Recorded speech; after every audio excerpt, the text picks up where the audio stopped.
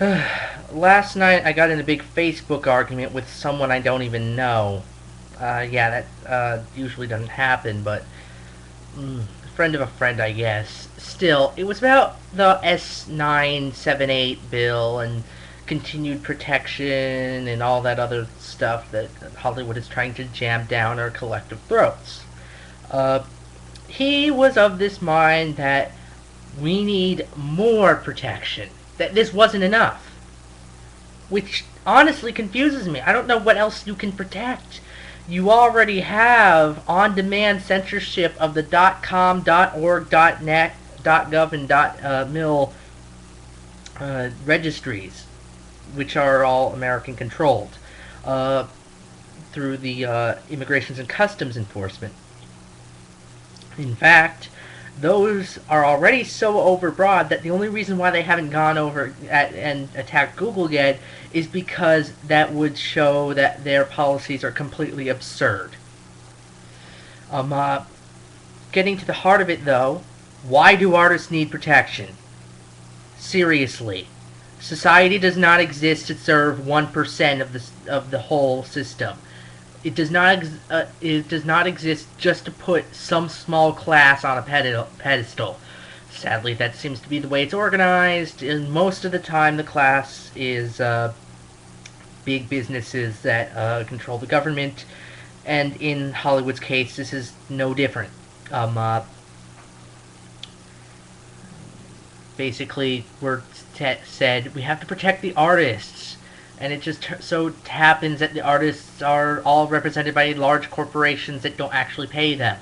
But the artists aren't being protected, so we need more protections, which will ironically make it harder for the artists to actually make money, because then it will kill all alternative avenues for distribution, and artists are basically expected to sign up with a major label or what have you, which will use accounting tricks to make sure they're never paid. I'm serious. This happens all the time.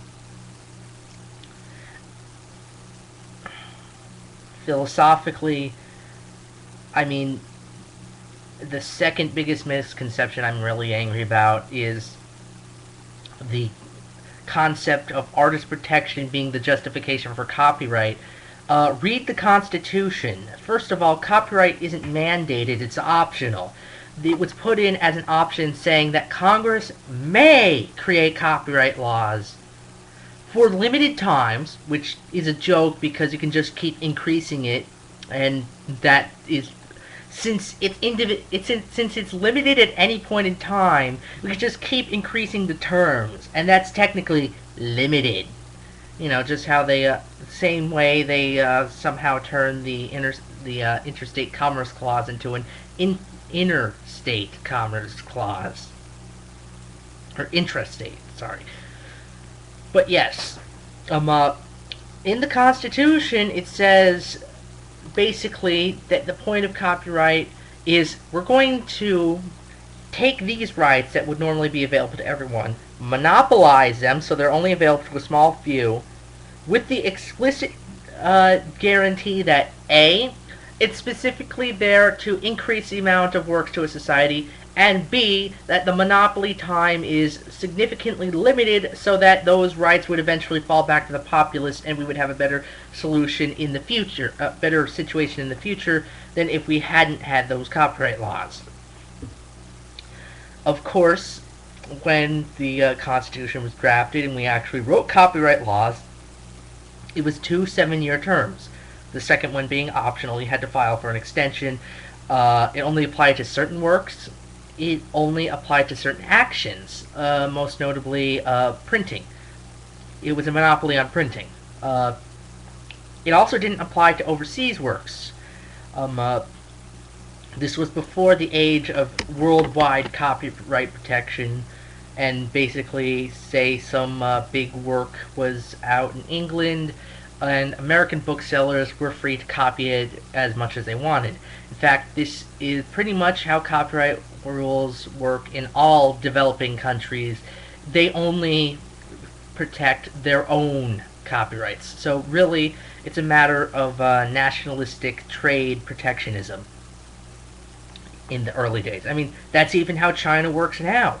Like I said in the hinted at the previous video, most of the manufacturing that stays here is stuff that we can't protect in China because of the fact that China won't actually listen to our lawsuits, and they won't prosecute anyone who's, say, stealing IP or making ghost shift material. It is very hard to get a Chinese distributor to stop violating your agreements. In all honesty, I think that should be a hint to stop moving stuff over to China, but since they're so damn cheap, we just have to. So, basically, if you are one of these people who think artists are special and need to be protected, let me ask you a question. Why don't we protect factory workers the same way we protect artists? Why don't we protect teachers the same way we protect artists, or any other form of labor? We don't.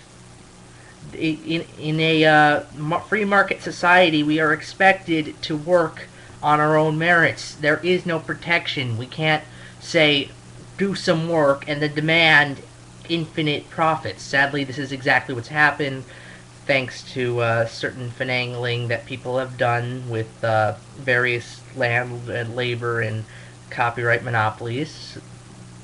And we have modern capitalism, which I'm fairly sure Marx said is inevitable. Too bad Marx was a shitty socialist.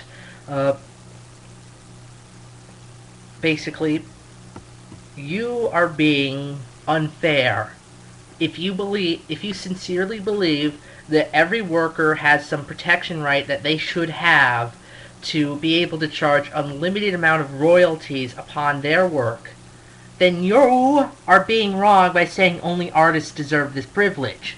Because then you're telling all the other classes of labor, well, you're just going to have to participate on the free market and get screwed over by large corporations.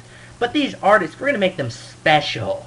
And we're going to make it so that they can go and waste billions of sums of money on films that no one wants to watch, so we can have these Michael Bay explodathons that cost millions of dollars to produce and only make bank because the distributors own all the theaters and there's nothing better to watch.